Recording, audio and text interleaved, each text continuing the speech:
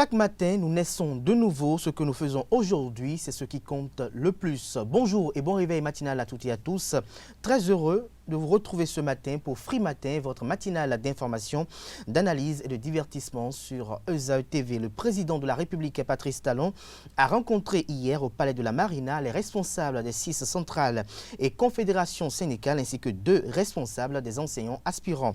Le compte rendu de cette rencontre au cours de laquelle le quota des 30 heures de travail affecté aux enseignants aspirants était au centre des discussions partage les gros titres à la une de la presse nationale ce matin. Outre cela, on note quelques commentaires pêle-mêle au sujet de l'actualité politique nationale en prélude à la présidentielle de 2021. Nous y reviendrons d'un instant à l'autre dans la présentation de quelques-unes de journaux parus ce vendredi 9 octobre de l'an 2020 au Bénin.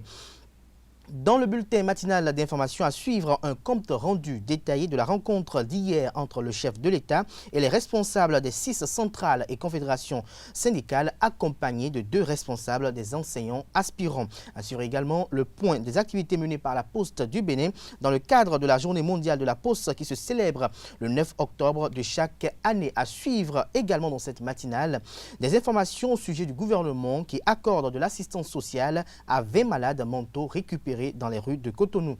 Dans le débat avec Aleski Tomé et Claude Alofa, nous apprécierons la rencontre d'hier au Palais de la Marina. Nous débattrons également de la suppression du châtiment corporel dans nos écoles primaires et secondaires. Voilà pour le sommaire du jour, chers amis internautes, le décor ainsi planté. On se retrouve dans un court instant, juste après la publicité de notre école, pour la présentation de quelques-unes de journaux parus ce jour au Bénin. Chaque enfant qu'on enseigne est un homme qu'on gagne. L'école est le lieu par excellence de l'éducation. ESAE. Étudiants, étudiantes, nouveaux bacheliers, parents d'élèves, une raison de plus pour choisir l'excellence. Et oui, bénéficier des demi-bourses et de réduction de scolarité à ESAE. Payer 250 000 au lieu de 500 000 en licence 1, 2 et 3 sciences juridiques, économiques, de gestion et en journalisme. Et pour les 100 premières inscriptions en administration des finances et administration générale, bénéficier d'une réduction et payer 400 000 au lieu de 500 000. En master 1 et 2, 500 000 au lieu de 800 000 en administration des affaires, 600 000 au lieu d'1 million en journalisme. Faites partie des 100 premiers inscrits en administration des finances et administration générale pour bénéficier de la réduction. Payez 800 000 au lieu d'1 million. À ESAE Cotonou et Parakou, la rentrée est effective. Le dossier d'inscription est disponible en téléchargement à l'adresse suivante www.esae.bj/ESAE 2019 ou renseignez-vous à ESAE Cotonou au 96 80 55 11 98 98 14 00 90 93 65 21. À ESAE Parakou au 96 68 16 14 97 77 51 47. À ESAE, l'épanouissement et le développement est au cœur de notre succès. ESAE, l'excellence à un nom.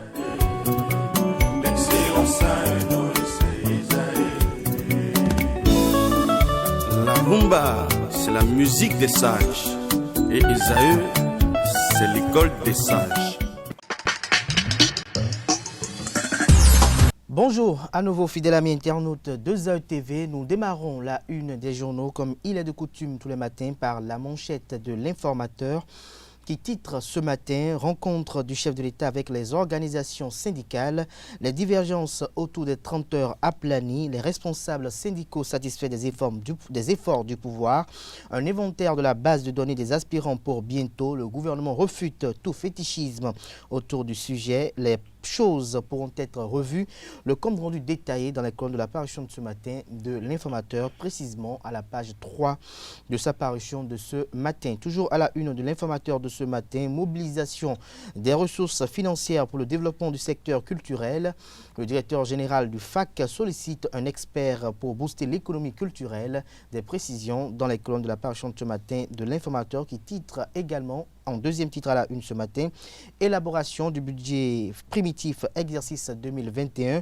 La mairie de Cotonou collecte les besoins en investissement. Des détails à la page 7 de la parution de ce matin de l'informateur. L'oreille droite de la une de ce matin vous invite à découvrir dans les cloches de sa parution du jour les mutations nouvelles à la police républicaine dans le journal École produit par les étudiants en journalisme à l'École supérieure d'administration, d'économie, de journalisme et des métiers de l'audiovisuel ESAE. Fraternité en manchette ce matin, quota des 30 heures attribués aux aspirants. Patrice Talon disposé pour une meilleure approche. Les réactions des responsables de centrales syndicales vous sont rapportées dans les colonnes de la parution de ce matin du Canard, précisément aux pages 3 et 4. Toujours à la une de Fraternité de ce matin, remise de parchemin à 84 diplômés. Handicap international Bénin renforce l'insertion professionnelle des jeunes en situation de handicap. Des détails dans les colonnes de la parution de ce matin du quotidien Fraternité. Notre époque titre à la une ce matin, inauguration de la nouvelle station de traitement d'eau, 3 stations de pompage et un réservoir de 3000 m3 à Zivier. Des précisions dans les colonnes de la parution de ce matin du quotidien Notre époque. Nous passons à présent à Le Pays émergent qui titre ce matin en manchette préservation de la paix et cohésion sociale en période pré- et ou post-électorale sur le continent africain. CPS Afrique Diaspora s'en félicite et salue les efforts du président guinéen Alpha Condé, une voie d'affirmation de la souveraineté africaine à suivre ou une chance d'expression libre, titre Le Confrère.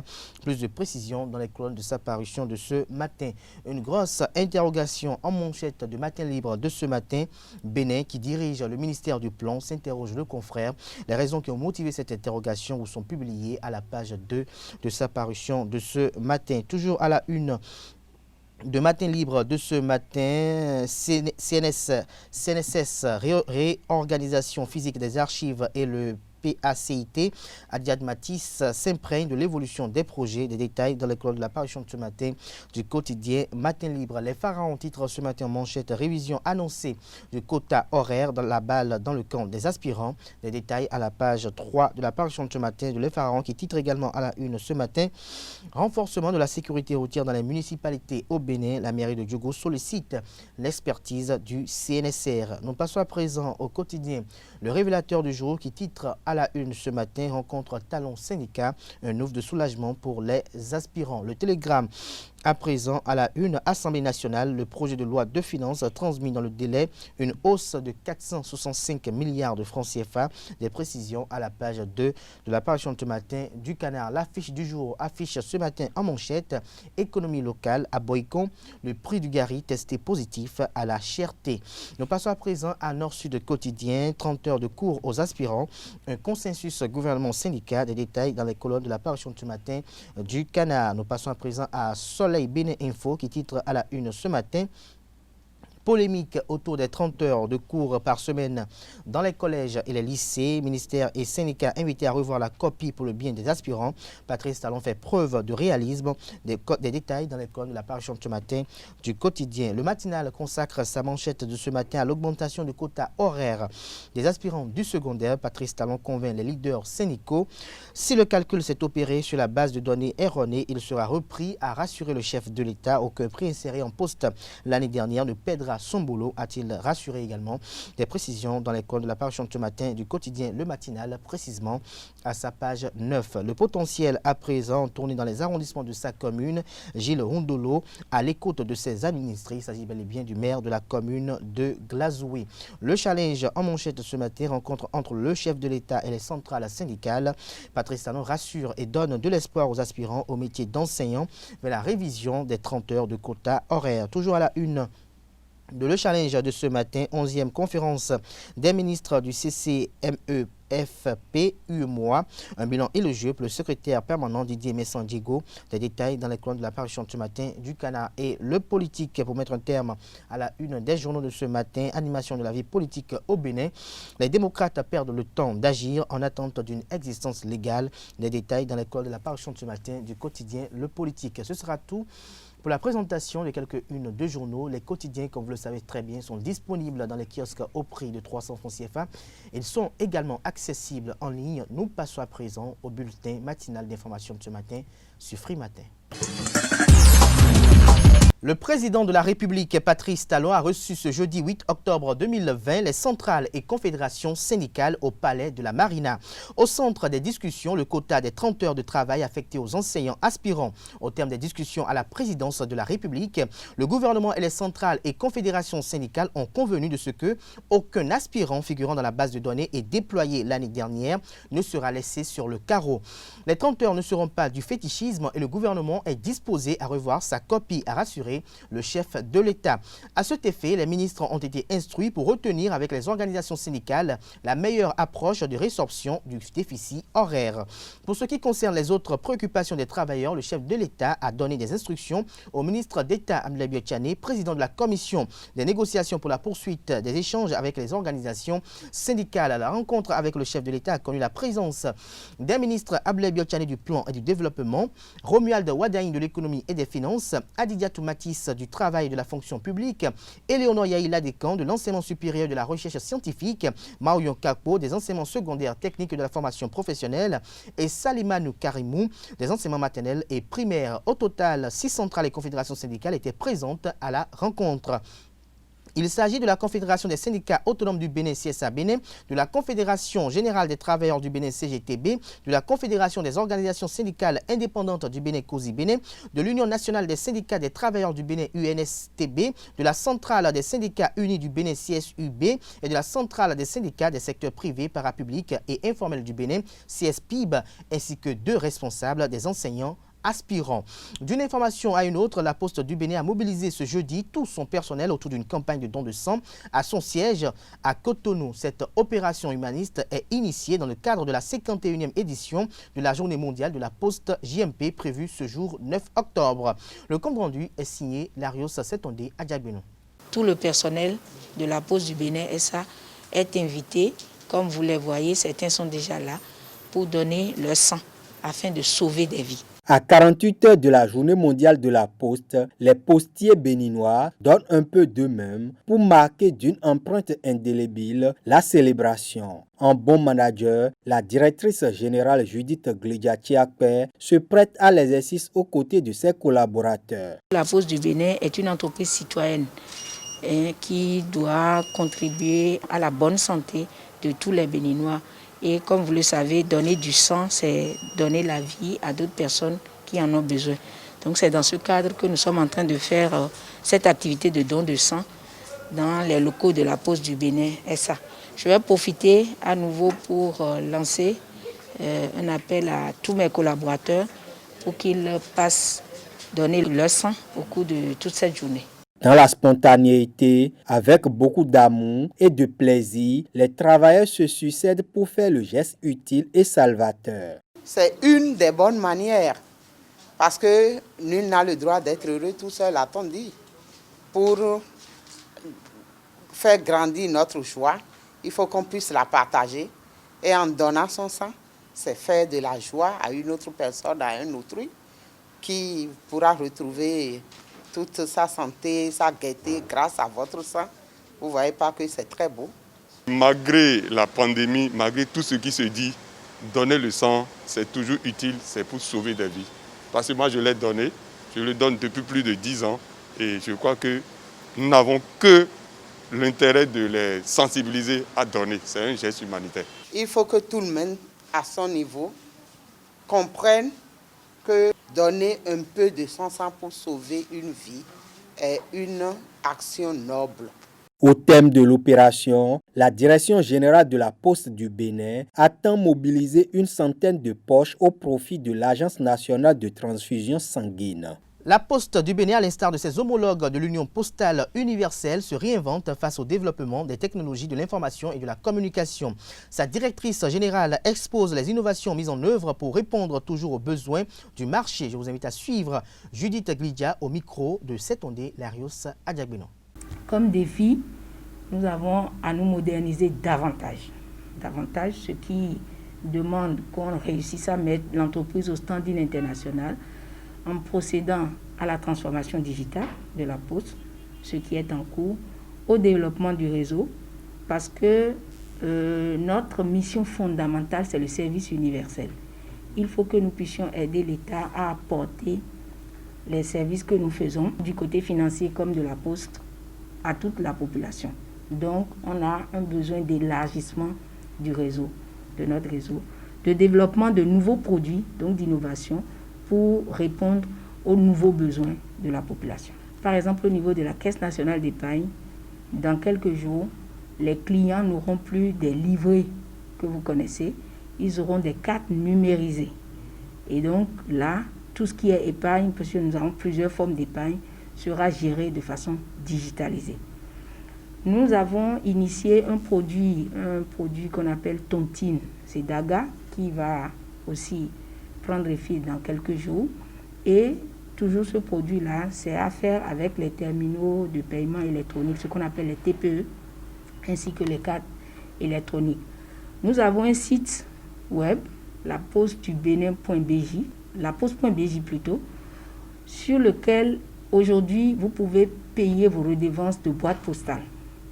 Ce n'est plus comme avant où il faut nécessairement aller en agence pour faire les opérations.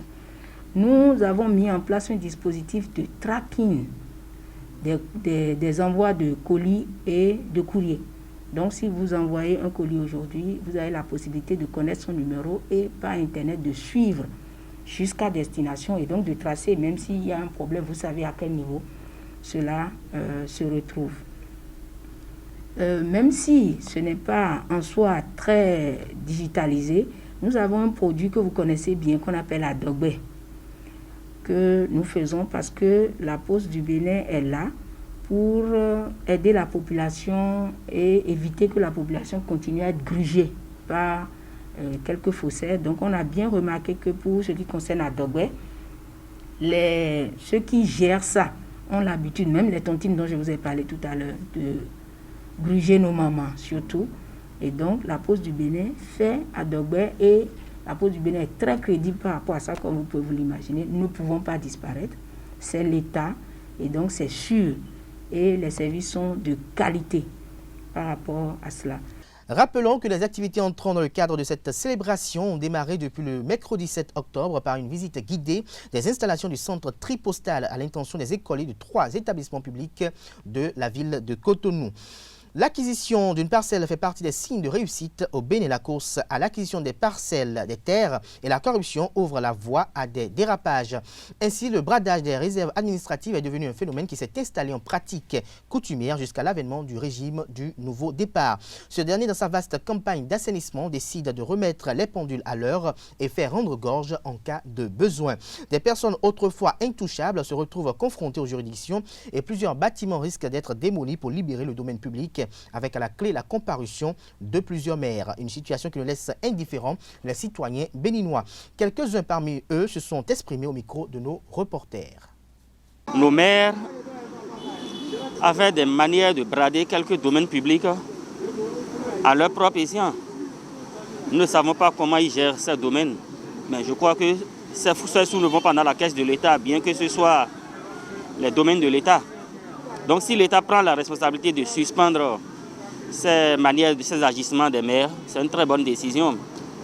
Là, l'État même prendra les dispositions nécessaires pour gérer ces domaines publics. Même si les communes sont là, les communes ne vont faire que sur ces décisions, c'est tout. Aujourd'hui, le Bénin a besoin des infrastructures sanitaires, c'est-à-dire des parcelles pour la santé, des écoles pour certaines localités, et des universités même s'il le faut pour certaines localités, des terres cultivables, c'est-à-dire le Bénin ne vit que de sa terre, de l'économie, disons, informelle. On a besoin d'installer beaucoup d'infrastructures pour choses-là, pour accompagner le gouvernement à faire beaucoup de choses. Le gouvernement en a besoin. Mais ce qu'il faut est que si on gère mieux, on en trouvera pour accompagner notre nation. Aujourd'hui, il faut voir plusieurs commissariats de communes sont en location. Ce n'est pas bon à en entendre. Je vous jure. Vous allez à Toviklen, à Djakotomé, la gendarmerie de là-bas, là, c'est en location. Mais il y a des domaines publics là où on peut faire tout ceci. Vous allez à Agla, le patrimoine du commissariat là, il y a d'autres patrimoines là qui sont en location. Mais quand on pense du bonnage ou bien de lotissement, il y a des réserves là qui sont déjà réservées pour nos institutions, c'est-à-dire pour la commune, quand besoin serait. Mais tout ceci a été vendu. Tout ceci se vend facilement. pas des mères que nous avons connues dans ce pays. Mais si aujourd'hui le gouvernement dit qu'il veut corriger, il ne faut pas qu'il y ait de parti pris. Il ne faut pas aussi qu'il y ait chasse à la sorcière en cette matière, mais il faut qu'il y ait de l'art dans le dogme de la gestion des affaires foncières. Ah, mais la félicité, député les détons, de loi attention, il y a un ministre mais la félicité, on a gagné. Mais Rio, déjà de nombreux, vont mais ouais, terrain de villes, non copain de Dio, et non savez d'où qu'on, moi ça gagné, loi d'agoué, et me dit, nous si ça a été, il était ici mérigo. Ici, mairie, la juge a dit, et nous avons bien mairie si domaine, mais nous avons un autre support. À mon fils, il est clé et nous avons dit, ils ont dit, mais là, lieu public, que c'était ben, et nous avons fait un sac, et maintenant, et quand on fait le dit, mais nous avons dit, il y a un collègue ici, ça doit. Il y a le programme, il y a un centenaire de filles, un jardin, il y a le programme, même bien, nous avons dit, yes, okay. Quand il m'a donné nous avons ici tout et dodo dans les gens quand ils comprennent bon ça. Et dodo dans les gens quand ils comprennent bon ça. Des degrés sont haïtiens, il y en a d'autres bon. Il y en a d'autres nous sont haïtiens bon. Et il y en a qui n'y chronique, il y a ni supprimer pi. Il y a ni supprimer pi bon, mais les malais à finir de haut. Figue que de bon qu'on a eu, nous n'en d'autres quoi, il y en a moto quoi de bon. Et ils mettent une habile, ils ont cassé au bois, et dodo dans là, ils ont jama, ou bien fait, il y a pas là, ils ont terre dehors, et dodo là, ils ont canné au bout, jama, bon, il y a qu'à aller à supprimer, maintenant, il y a un beau tchatcho, ville, il y a un fille, il y a terre ou bien carrefour, fille, carrefour, ils ont jama de ou bon, carrefour, on peut quoi, évidemment, tout jali, les gars, ou bien, à bien formé, et ça, on m'a mis, ils ont quoi d'autre, mais des Joe, parce que dans le job. Il est quasi primé, mais ça c'est mon nom. On est là. Faut d'abord tout gagner d'ailleurs. Bon, et il ne faut pas vivre midi mais il te vile. Yo, il me le qu'on a gardé le mairie quand même là. Il est dehors. Il a changé du din. Bon, mairie fille, mairie doit te dire bon, il a un nom, il a pas hier, il a changé. Il te gagne quasi comme moi. Et il a din pour vivre midi à la table. Par exemple, il y a un centenaire de fin de dîner. Ils sont en train de ton fier là-dedans. Mais il y a des télé. Bon, à tout nous vivons, mais vous aussi quand moi dans une menée. Et faut que voir le tissu là. Mais il s'est manuel bicari. Elle connaît bibel tout grand, elle connaît bibel pour le doué. Bon, mais nous comment dire ouais, des tout grand bleu bon, il a le mot. Et ils ont dit à ça tout grand on, ni continue moi comme il est. Puis à son bon des bon ali bon fibi, mais il s'est ni bi. Et pour finir, le gouvernement de la rupture accorde de l'assistance sociale à 20 malades mentaux récupérés dans les rues de Cotonou à la suite de la phase expérimentale qui a eu lieu le jeudi 28 novembre 2019. Le ministère des Affaires sociales et de la microfinance a effectué le mercredi dernier une opération de prise en charge des malades mentaux errants dans les rues de Cotonou. Cette opération, s'il faut le rappeler, consiste à retirer des rues des grandes villes du pays, notamment Cotonou, des personnes souffrant des troubles mentaux afin de les soumettre à un traitement et à un suivi. Conduite par le directeur général du Fonds d'appui à la solidarité nationale FNDS, Alphonse Sogadji, l'équipe qui était composée en grande partie de la police républicaine et des sapeurs-pompiers a pu récupérer une vingtaine de malades mentaux qui ont été convoyés vers des centres psychiatriques.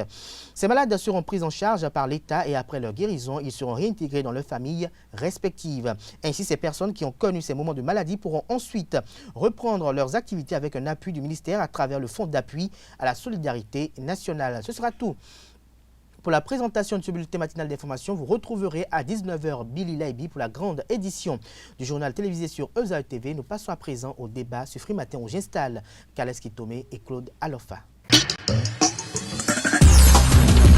Le débat sur Free Matin, Kaleski Tomé, Claude Alofa, bonjour à vous. Bonjour. Bonjour Abdelkader Achirou. Claude Alofa, vous êtes journaliste de profession, vous êtes également enseignant, vous avez suivi de très près, comme tout professionnel des médias et comme tout enseignant également, la rencontre qui s'est déroulée hier au Palais de la Marina. Dites-nous quels sont les sentiments qui vous animent ce matin en tant qu'enseignant.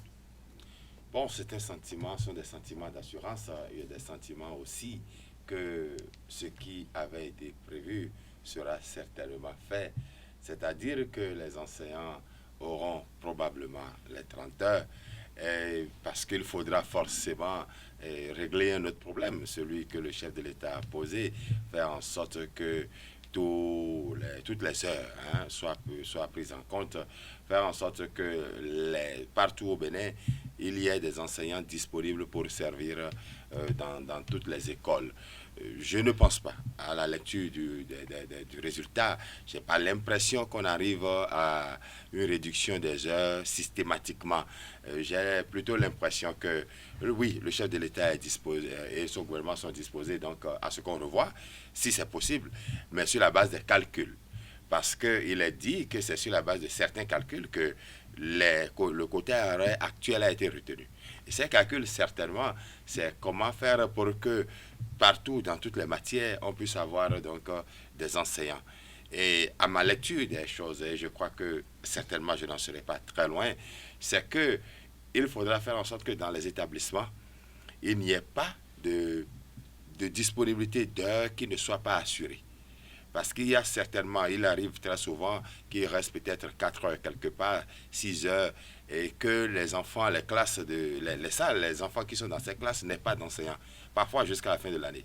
L'année dernière, il y a eu de ces cas-là où l'État a été obligé d'admettre que l'on offre des heures supplémentaires en pleine année scolaire. Alors, lorsque l'État est obligé de prendre de telles décisions, comprenez que c'est normal que le gouvernement, ne voulant pas refaire les mêmes erreurs, puisse déjà demander aux enseignants de se rendre disponibles pour avoir des heures qui vont dépasser certainement ce qu'on avait l'habitude d'avoir. Seulement qu'ils ne seront pas payés pour ces heures-là, ce ne sera plus des heures supplémentaires parce que la décision existait déjà qu'il n'y aura pas d'heures supplémentaires à payer. Alors, je crois que la disposition prise par le gouvernement et donc le chef de l'État, c'est de faire en sorte que il n'y ait pas d'heures, il n'y a pas de classe en rade et que certainement il n'y ait pas aussi d'enseignants qui soient aussi en rade. Kassi Touré, vous avez suivi également cette rencontre. Est-ce que nous pouvons dire que nous tendons vers le bout du tunnel?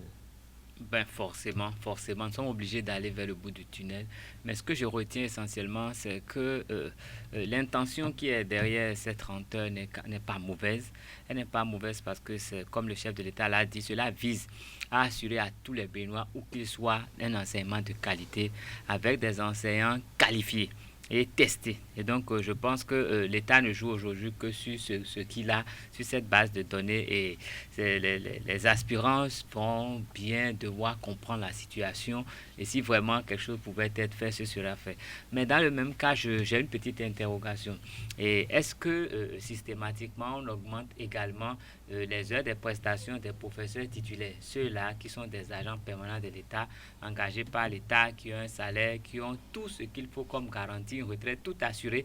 Est-ce qu'à leur niveau également, il a été demandé un sacrifice pour compenser? Je me pose cette question. Je me pose une seconde question, celle de savoir pourquoi est-ce que cette négociation n'a pas été faite avant la rentrée pour que ces aspirants eux-mêmes puissent comprendre vraiment l'enjeu et donner leur accord dans la mesure du possible avant que tout cela soit fait. Je me pose cette deuxième question parce que aujourd'hui nous sommes en train de boucler la deuxième semaine au titre de l'année scolaire et c'est au bout de cette deuxième semaine que nous entrevoyons une solution étant donné que... Est-ce que vous estimez qu'il y a une défaillance au niveau du ministère à un niveau donné? Non, mais je pense que, à mon avis, la procédure n'a pas été ce qu'elle devrait être pour être vraiment efficiente. Nous avons perdu 2 semaines et moi, je regrette qu'on ait perdu ces 2 semaines-là. J'aurais souhaité que les négociations soient faites avant la date de la rentrée pour que les cours puissent démarrer. Parce que ces 2 semaines, on sera obligé de les rattraper quelque part. On se plaignait pour 6 heures de perdu, mais là, c'est quand même c'est au moins 20 heures fois 2 qui ont été perdues. Et je crois que ça pose un véritable problème à mon niveau. Ça pose un véritable problème à votre niveau. J'espère que nous allons suivre de très près cette actualité dans les jours à venir. Les échanges entre les ministres... Comme M. Alofé en face de moi, j'aurais bien voulu qu'il nous dise ce qu'il en est des agents permanents de l'État qui sont aussi des enseignants, comme les aspirants. Vous avez une réponse à ça très rapidement puisque nous avons un autre sujet qui nous attend ce matin. Oui, non, je crois que les aspirants sont des prestataires de services. Ils ont été appelés pour secourir l'école parce qu'il y a des problèmes. Les autres sont des agents permanents de l'État qui ont un contrat et leur contrat est régi par une loi. Alors, pour changer, donc, cela, ce ne serait pas très facile. Directement au niveau du Parlement. Mais je voudrais aussi dire que le gouvernement, en réalité, n'a fait que constater quelque chose qui avait. Je vous disais tout à l'heure que l'année dernière, en pleine année scolaire, on a dû accorder des heures supplémentaires à des aspirants pour combler, pour remplir la tâche au niveau de certaines classes. Et ils étaient disponibles. Ça veut dire, comme le disait le ministre, qu'ils avaient déjà, il y a des gens qui avaient fait 26 heures, des gens avaient fait 28 heures, sans difficulté. Le problème, c'est que les aspirants auraient voulu qu'il y ait juste une amélioration des conditions. Je crois que c'est la seule pomme de discorde. Le gouvernement sait bien ce dont il est question et je compte sur le président de la République pour... de toute façon, un consensus sera trouvé à l'issue des échanges entre les ministres et les responsables des centrales et confédérations syndicales. Claude Alofa, depuis quelques jours, le vendredi dernier, nous l'avons évoqué sur ce plateau, il a été supprimé le châtiment corporel dans les écoles. Est-ce que cela a porté ses fruits, véritablement, selon vous, en tant qu'enseignant? Oui, je voudrais dire que il n'y avait pas un fruit particulier à espérer. Le premier problème, c'est que l'être humain, parlant des droits de l'homme, a le droit à une intégrité de son corps, une intégrité physique. C'est-à-dire qu'il ne doit pas se sentir diminué parce qu'il est homme comme tout le monde. Il ne faut pas que, pour une raison ou pour une autre, parce qu'on veut lui donner quelque chose, qu'on l'amène à perdre une partie de ce droit-là. Or, quand on passe au châtiment corporel, c'est que nous commençons à toucher au droit de l'homme, qui est ce droit-là, qui est que chacun a droit à la responsabilité de son intégrité physique. Voilà en fait le plus gros des problèmes. On n'espérait pas autre chose. Je crois que c'était d'abord régler un problème des droits de l'homme. Deuxièmement, on ne peut pas dire que nous ne pouvons pas donner l'information à nos enfants si ce n'est que par le bâton. Ça, c'est aussi une erreur que de croire que c'est seulement en battant notre enfant qui est doté d'une conscience avec qui nous vivons, que c'est seulement par ce moyen que nous allons lui donner la connaissance. Cela, ajouté à l'autre, je crois que quels que soient les résultats, quel que soit ce qu'on va appeler point à mi-parcours, nous ne pourrons pas retourner au châtiment corporel parce que ce n'est pas humain. Parce que ce n'est pas humain. Est-ce que vous pensez que le retrait du châtiment corporel dans les écoles n'a pas entravé un peu la qualité de l'éducation qui était donnée par le passé? Mais cela ne saurait entraver la qualité, à moins que celui qui est chargé de dispenser le cours ne connaisse rien en psychologie et en pédagogie. J'estime que si l'enseignant est vraiment qualifié, il doit trouver le moyen de faire acquérir la connaissance à tous ceux qui sont face à lui, tous ceux-là qui viennent. C'est une question de compétence à mon avis. Et quand moi je retourne au châtiment corporel, je ne vois pas ça dans les autres cultures. À l'école, il n'y a pas de châtiment corporel. Ce qui suppose que, vous savez, l'école est venue ici avec l'esclavage. Et le blanc a estimé que le noir était trop bête pour acquérir le savoir facilement. Donc le châtiment corporel a été instauré. Et ça a été cultivé. Et nous, Noirs qui avons Mais est-ce que ça n'a pas fonctionné à un moment donné? Nous, Noirs qui avons été à l'école, nous avons pensé qu'il n'y avait que ça comme formule. Et nous avons continué. Quand les Noirs sont devenus des enseignants, ils battaient beaucoup plus que les Blancs. Les gens portent toujours des marques des blessures de la classe de CP1, de CICP. Mais est-ce qu'il n'y a pas eu un intérêt? Non, ça aurait pu avoir, peut-être. Mais c'est faute de compétences. Si tous ces enseignants avaient toute la connaissance qu'il fallait en psychologie et en pédagogie, j'estime qu'ils auraient trouvé la formule de faire acquérir ces savoirs, même s'il fallait punir, pas autant. Moi-même, j'ai porté des marques, des blessures reçues en classe de CM1. Mais est-ce que ça n'a pas contribué à ce que vous êtes aujourd'hui? Je ne dirais pas non, mais ce n'était pas forcément la meilleure formule. J'ai vu des gens qui fréquentaient des écoles ici au Bénin où on ne battait pas les gens, mais qui ne sont pas plus cancres que nous. Des gens qui ont réussi pleinement et qui ont réussi même avec une certaine aisance. Et à l'université, on fait des choses extraordinaires. Et donc, je pense que l'essentiel, c'est de savoir, de connaître la matière qu'on enseigne là proprement, avoir la pédagogie de transmission et maîtriser un peu la psychologie pour savoir comment entrevoir l'auditoire qui est devant. Claude Alofa, Kales Kitomé parle de maîtrise de pédagogie et de psychologie, mais est-ce que vous, Claude Alofa, qui avez fait également l'école au Bénin, est-ce que vous ne notez pas qu'il y a, depuis la suppression de ce châtiment corporel, une baisse de niveau comparativement à votre époque? Lorsque vous prenez par exemple un élève qui a le BEPC, le CEP, comparé à vous aujourd'hui, à votre époque où vous avez le CEP et le BEPC, est-ce qu'il n'y a pas une baisse de niveau? Est-ce que le châtiment corporel n'a pas, je dirais, ôté quelque chose quand même au système éducatif? Bon, on peut lorsqu'on se compare, lorsqu'on veut comparer ce que nous faisons aujourd'hui à ce qu'on faisait hier, on peut comparer. Mais je ne suis pas dans la logique de condamner ceux qui faisaient ce qu'ils faisaient à l'époque. C'était pas ignorance. À l'époque, pas forcément. Le système tel que nous le développions dans l'enseignement était donc d'apporter la connaissance et d'amener l'enfant à rester concentré pour recevoir. Nous sommes aujourd'hui dans un autre système où il s'agit d'aider l'enfant à développer ses propres capacités. C'est très différent. Et pour aider quelqu'un à développer ses propres capacités, le bâton ne l'aidera pas du tout. Donc, dans le nouveau système actuel, le bâton ne peut même pas être utile, il ne peut même pas être utilisé parce qu'il faut demander à l'enfant... Mais est-ce que ce système n'amétit pas davantage les enfants? Non, il permet à l'enfant juste de pouvoir développer ses capacités et donc de les utiliser au mieux pour la société. Il les développe pour les études ou bien pour d'autres secteurs? Aussi bien pour tous les secteurs parce que vous n'oubliez pas, hein, notre secteur nous avait formés, on nous donne de la connaissance que quelqu'un veut utiliser plus tard. Et pour cela, quand on finit, nous attendons que quelqu'un nous appelle à l'emploi. Parce qu'on nous a préparé, on nous a donné une masse de connaissances et on veut que quelqu'un les utilise. Aujourd'hui, ce n'est plus le cas. On veut donc que chaque être humain développe ses propres capacités parce que nous sommes arrivés à un point où nous ne sommes pas très sûrs que le système que nous utilisions soit le meilleur. C'est le système qui a formé ceux qui ont pillé l'économie de ce pays. C'est le système qui a formé ce pays-là. C'est le système qui a fait qu'ils ont eu beaucoup d'intelligence à trouver les bonnes manières pour piller le pays. Je ne sais pas si c'est ce que cela les a aidés à faire. Mais dans tous les cas, je constate que depuis toujours, c'est ça. Et depuis que nous avons changé de système, on a commencé par contrôler un peu plus. Moi, je fais juste un constat. Je me dis que le châtiment corporel, les gens avaient considéré que, bon, puisque j'ai été bien châtié à l'école, c'est le moment pour moi de manger aussi bien pour compenser cela.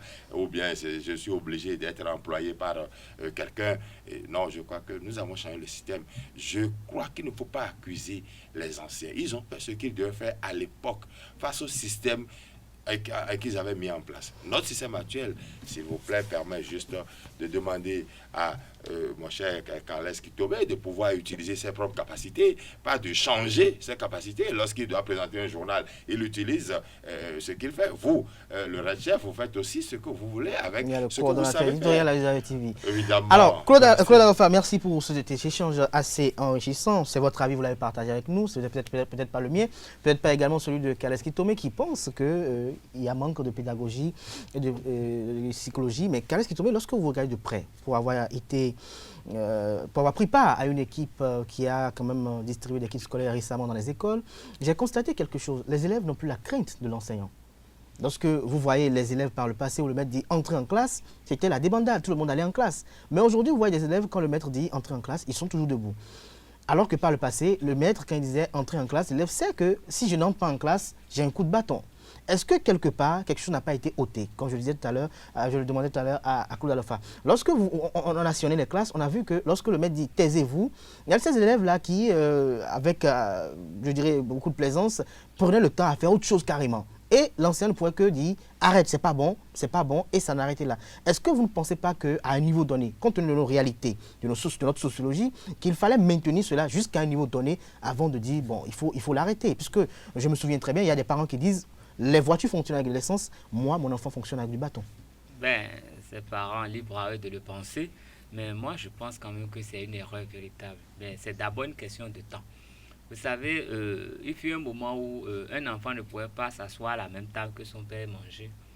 Il fut un moment où quand un enfant entend le bruit de la moto, mais il y avait un bien fondé dans ça. Attendez, et entend le bien de la voiture ou de la moto de son père, il allait se cacher. Il ne pouvait pas paraître en sa présence.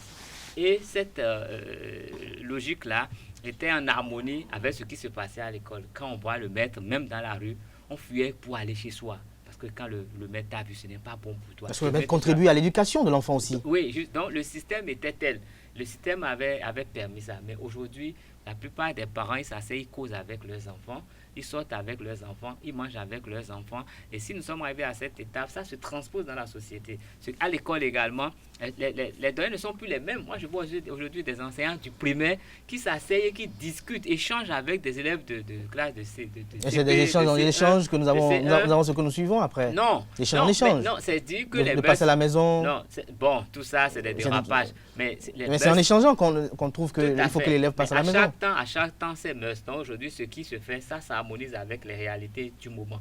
Mais cela n'empêche pas que les gens soient disciplinés. Parce que quand l'enseignant donne un ordre que les apprenants n'exécutent pas, c'est un manque de discipline. Donc, même dans cette belle ambiance, on doit tout faire pour maintenir la discipline, pour garantir quand même une ambiance d'acquisition de connaissances aux apprenants. Parce que s'ils ne sont pas dans cette disposition, ils auraient beau passer leur temps à l'école, mais ils vont en revenir tout cancre. Mais en ce qui concerne la baisse du niveau, je pense que déjà quand moi j'étais à l'école primaire, les parents disaient que le niveau avait chuté. Ils disaient que l'école nouvelle avait fait chuter le niveau de l'enseignement. Après l'école nouvelle, nous sommes revenus dans notre nouveau système. On dit toujours que le niveau a chuté. Acquisition par compétence, les plus âgés disent toujours que le niveau a chuté. Mais ce n'est pas pour autant qu'au bac, les moyennes ont chuté. Les enfants ont même des moyens beaucoup plus importants que les 11 et 12. Parce que les corrections aujourd'hui aussi, on est beaucoup plus bienveillants.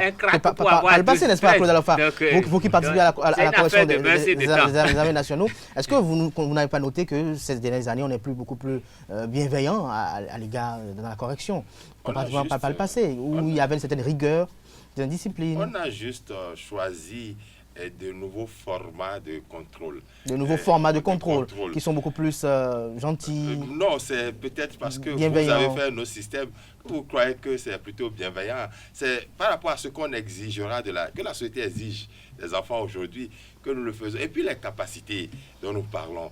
Ne me dites pas que si le maître avait réussi à vous faire taire, vous, cadets à Chiro, à vous faire taire dans vos classes, vous seriez en mesure d'être un journaliste aussi prolixe de nos jours. Il faut, à un moment donné, l'enseignant est obligé de laisser certaines choses se faire. C'est vrai, on reprend l'enfant, on lui dit, mais tu gênes les autres. Oui, tout cela. Mais il faut qu'on sache que l'enseignant contribue à l'éducation de l'enfant.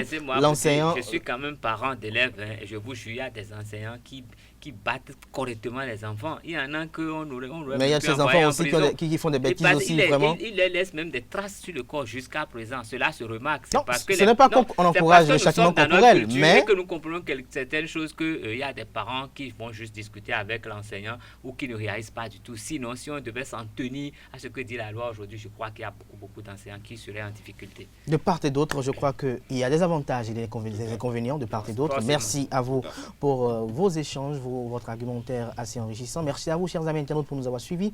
On se retrouve lundi prochain pour notre numéro de Free Matin. Plaise au ciel et plaise à Dieu. On se retrouve notamment demain pour Info Hebdo. Portez-vous bien et excellent week-end en compagnie de nos programmes sur ESAE TV.